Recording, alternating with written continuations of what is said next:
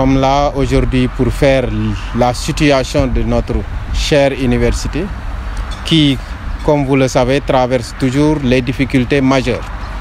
À savoir sur le plan infrastructurel, on est dans une situation où on a un nombre d'étudiants qui dépasse 4000 étudiants. Et que malheureusement, notre situation en termes de capacité d'accueil et de capacité de contenance de nos salles de cours fait toujours défaut.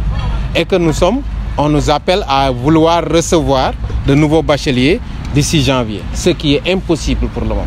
Parce que vu nos conditions, ce déficit d'enseignants, même pour nos vacataires, maintenant c'est tout un problème parce que les salles de classe que nous avions, maintenant nous ne les avons plus. Au niveau des CRFPE, il y a la formation de 5000 enseignants qui doivent se dérouler et qui a commencé depuis.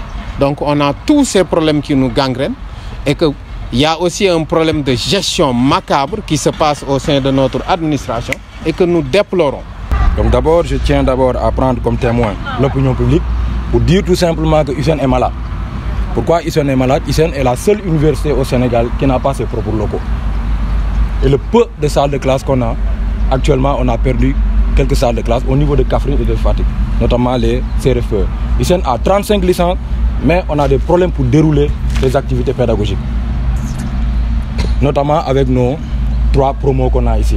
Donc actuellement nous disons à l'autorité ou à la tutelle que l'USN ne peut pas, tant que ces problèmes de salles ne sont pas réglés, ne peut pas recevoir de nouvelles cohortes cette année.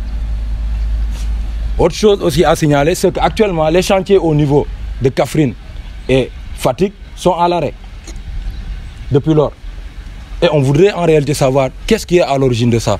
Parce que nous voulons que cette université marche. Nous faisons tout pour que cette université puisse marcher. Mais malheureusement, jusque-là, nous n'avons pas de réponse par rapport à cette question. Le second point va concerner le budget.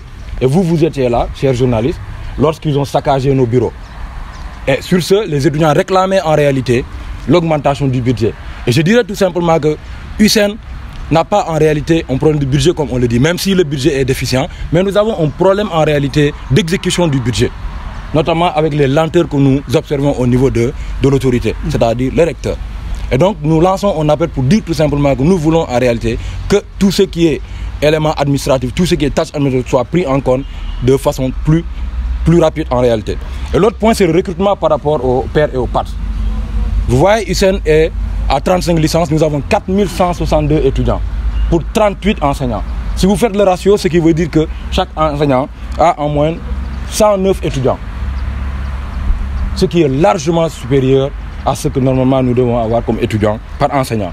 Et le ministre avait dit que le focus devrait être mis sur le recrutement des pairs, ce qui n'est pas respecté en réalité à l'USN parce qu'on a un recrutement à tous azimuts de PATS. Donc on voudrait clairement que ce soit rectifié le plus tôt possible pour que nous ayons un maximum de PATS, un maximum de pairs au niveau de l'USN. L'autre point, et le dernier point va concerner essentiellement les problèmes de gestion. Je l'ai dit tout à l'heure par rapport au budget, pour dire tout simplement que notre autorité n'est jamais là. Elle est tout le temps à Dakar. Il y a des lenteurs qui sont observées, notamment sur l'exécution des marchés. On a fait des conseils du FR, des conseils de département pour pouvoir acquérir du matériel pédagogique, notamment des vidéos. Et jusque-là, les marchés ne sont pas lancés. Et on est là, on attend. On a des problèmes de vidéos, on a des problèmes de matériel pédagogique. On voudrait que ceci soit fait le plus tôt possible. Au moment où le ministre nous a accordé 500 millions, et une rallonge en réalité de 500 millions encore qu'on doit exécuter avant le mois de décembre, jusque-là, on n'a rien exécuté. On est là à attendre que ceci soit fait avant le mois de décembre, sinon ce qui veut dire qu'on aura perdu tout cet argent. Et là, on va demander encore qu'on augmente notre budget. Donc, c'est contradictoire. Et l'autre chose, c'est qu'il y a un recrutement abusif, comme je l'ai dit. Surtout en ce qui concerne les passes.